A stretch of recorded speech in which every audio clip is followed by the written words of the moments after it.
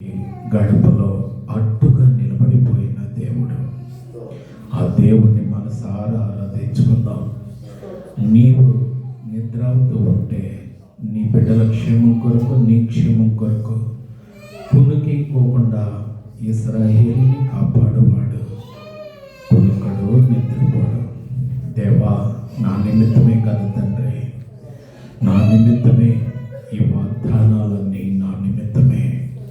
కాబట్టి మనస్ఫూర్తిగా ప్రార్థన చేద్దాం. దయ కలిగిన తండ్రి, కృప కలిగిన దేవా, నేను అడగకపోయినా నా తరపున ప్రాణం పెట్టావు. నేను అడగకపోయినా నా పాపము నుంచి విడిపించావు. నేను అడగకపోయినా మరణము నుంచి విడిపించావు. నేను అడగకపోయినా నేను భరించవలసిన నరక యాత్రల నుంచి నాకు విడుదల ఇచ్చావు తండ్రి. ఆ యొక్క కృతజ్ఞతతోనే తండ్రి మీ పాదాల దగ్గరికి వచ్చి ప్రాణాత్మ దేహముతో మీకు పూర్తిగా లొంగిపోతున్నాను. మీకు అనుకూలంగా మార్చుకోమని అడుగుతున్నాను. నా కోరిక ఇదే తండ్రి, నా కోరిక ఇదే తండ్రి. అన్యుల వల్లే ఆస్తులు అడగట్లేదు, అన్యుల వల్లే నా తండ్రి పెద్ద పెద్ద బిల్డింగులు అడగట్లేదు, కార్లు బంగ్లాలు అడగట్లేదు తండ్రి. నేను నీకు ఇష్టమైతే అవన్నీ నీకు చాలా చిన్న విషయాలు తండ్రి. ముందు నేను నీకు ఇష్టం అవ్వాలయ్యా, ముందు నా ప్రవర్తన నీకు ఇష్టం అవ్వాలి తండ్రి. నా తండ్రి, అదే నేను కోరుకుంటున్నాను తండ్రి. నన్ను అంగీకరించమని వేడుకుంటున్నాను తండ్రి. నన్ను బట్టి నా కుటుంబాన్ని దీవించండి, నన్ను బట్టి నా భర్తను దీవించండి, నన్ను బట్టి నా భార్యను దీవించండి, మా ఇద్దరిని బట్టి నా బిడ్డను దీవించండి తండ్రి. దేవాది దేవా, మీకు స్తుతియాగం అర్పించుకుంటున్నాం. మాతో మాట్లాడండి తండ్రి, మాతో మాట్లాడండి దేవా. అలనాడు తండ్రి చిన్న బిడ్డ సమయాలతో ఆయన అర్థం చేసుకోలేకపోయినా అర్థమయ్యే వరకు మాట్లాడుతానే ఉన్నారు, అర్థమయ్యే వరకు పిలుచుకుంటానే ఉన్నారు తండ్రి. అట్టి స్వరం మాకు కూడా దయచేయండి తండ్రి, అట్టి స్వరం మాకు కూడా ప్రసాదించండి. మాతో మాట్లాడండి తండ్రి. మీకు అనుకూలంగా చేసుకోమని అడుగుతున్నాను తండ్రి. మీకు ఇష్టమైన ఆరాధన ఇక్కడ జరిపించుకోండి తండ్రి. మీకు ఇష్టమైనటువంటి ఆరాధన ఇక్కడ జరిపించండి తండ్రి. ప్రాణాత్మ దేహంతో మేము పూర్తిగా మీకు లోబడుచున్నాం తండ్రి. ఆయన మమ్మల్ని పుట్టము వేసుకోండి తండ్రి. శుద్ధ సువర్ణము వలె, మేలిమి బంగారము వలె మీరు కోరుకున్న స్వభావం, మీరు కోరుకున్న పోలిక, మీరు కోరుకున్న పాట, మీరు కోరుకున్న ప్రార్థన, మీరు కోరుకున్న ఆరాధన నా తండ్రి మాలో మీరు కలుగు చేయమని అడుగుతున్నాం తండ్రి. దేవా, మీకు మనస్ఫూర్తిగా లొంగిపోతుంది తండ్రి. మీ కృప కొరకు కనిపెట్టుకుంటున్నాం తండ్రి.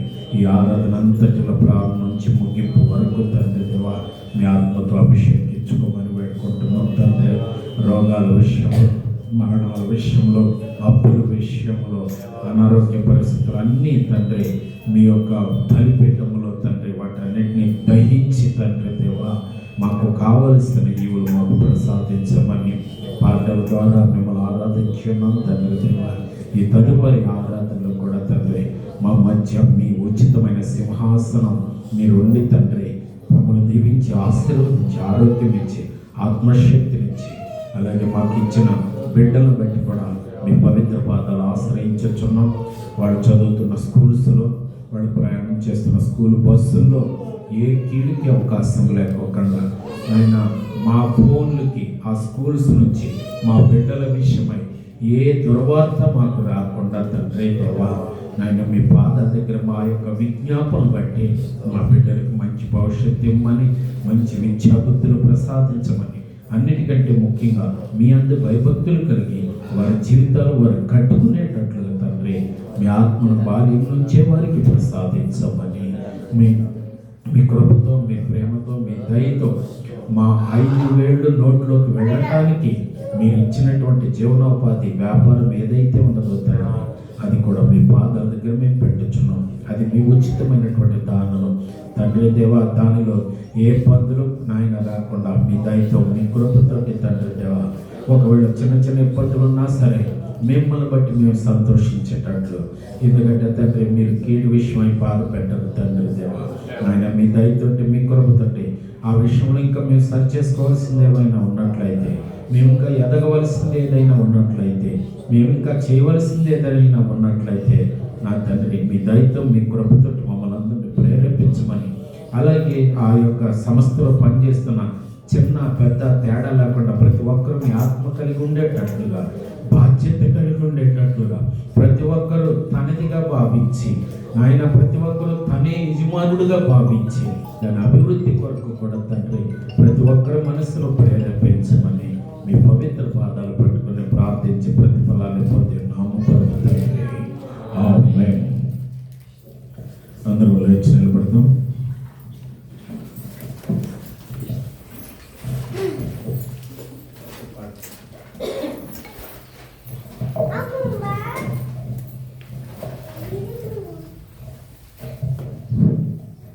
ఎంచలేని దివ్య ప్రేమ, యేసు సిల్వ ప్రేమ, ఎంచి చూడ ఏది లేదు మంచితనము నాలో. ఎంచలేని దివ్య ప్రేమ, యేసు సిల్వ ప్రేమ, ఎంచి చూడ ఏది లేదు మంచితనము నాలో. యేసు రక్తధారలే క్షమా సహితము, యేసు రక్తధారలే క్షమా సహితము. మధురమైన ఈ సమయాన ప్రభుని పాట పాడేదా, సుధలు చిందు ఆ నామమును భూమిని నేను చాటెదా. మధురమైన ఈ సమయాన ప్రభుని పాట పాడేదా, సుధలు చిందు ఆ నామమును భూమిని నేను చాటెదా. మధురమైన ఈ సమయాన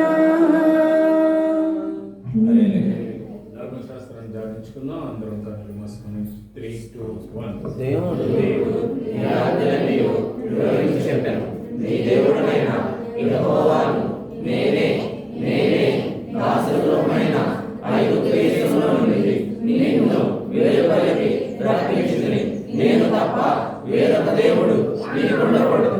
పైన ఆకాశములే గాని, క్రింది భూమి అంతే గాని, భూమి క్రింద నేల అంతే గాని, ఎట్లు దేని రూపమైనను విగ్రహమైనను నీవు చేసుకోకూడదు. వాటికి సాగిలపడకూడదు, వాటిని పూజింపకూడదు.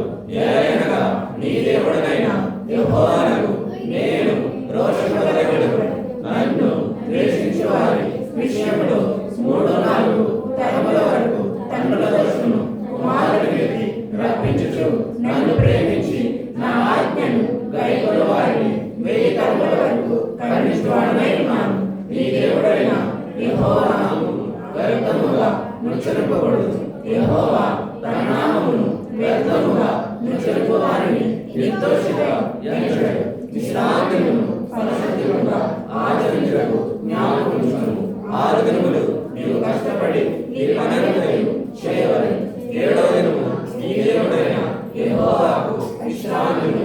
దానిలో నీవైనను, నీ కుమారుడైనను, నీ కుమార్తెను, నీ దాసుడైనను, నీ దాసియైనను, నీ పశువైనను, నేనులో ఉన్న పరదేశీయులు ఏ పని చేయకూడదు.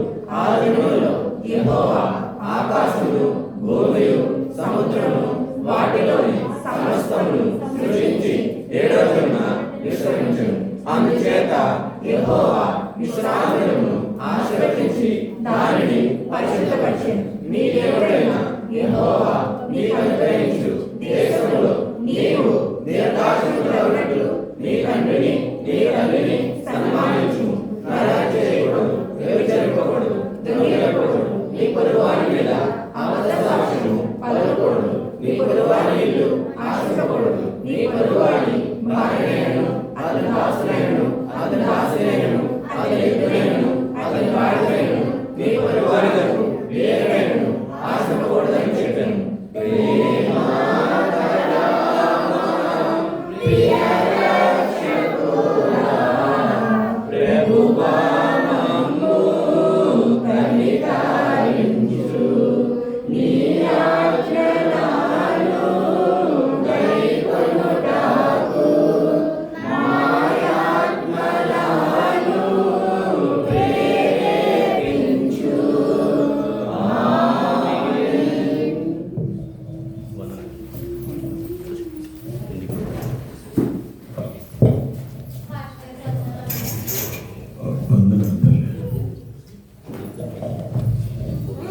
మరి ఒకసారి పేరు పేరున పెద్దలందరికీ, తల్లులందరికీ, సోదరులు, సోదరిమణులు, చిరంజీవులందరికీ ప్రత్యేకమైనటువంటి శుభాలు తెలియజేస్తున్నాను. అలాగే మన మధ్య నా పెద్దలు చాలా గారికి నా యొక్క హృదయపూర్వకమైన వందనాలు, ప్రత్యేకమైనటువంటి శుభాలు కూడా తెలియజేస్తూ ఉన్నాను. సాక్ష్యాలు ఉంటే పంచుకుందాం, లేని పక్షంలో కొద్ది సమయం దైవ సందేశంలోనికి వెళదాం.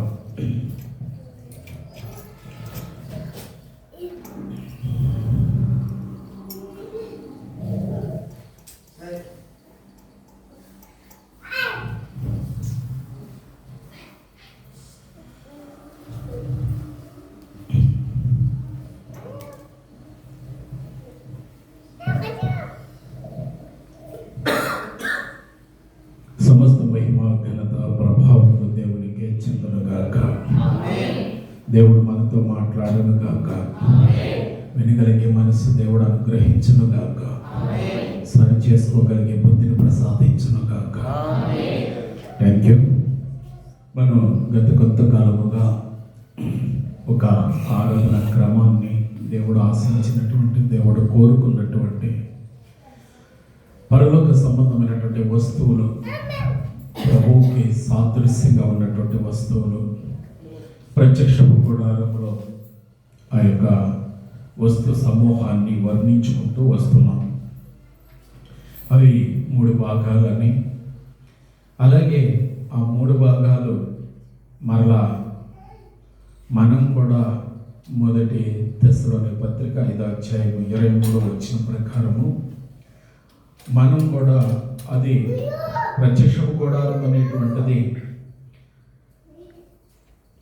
కొన్ని నూలు వస్త్రాలతోటి, గొర్రె వెంట్రుకలతోటి, కొన్ని డేరాలతోటి, తెరలతోటి, అలాగే కొన్ని తుమ్మకర్రలతోటి, కొంత బంగారముతోటి, కొంత వెండితోటి నిర్మితమై ఉన్నది.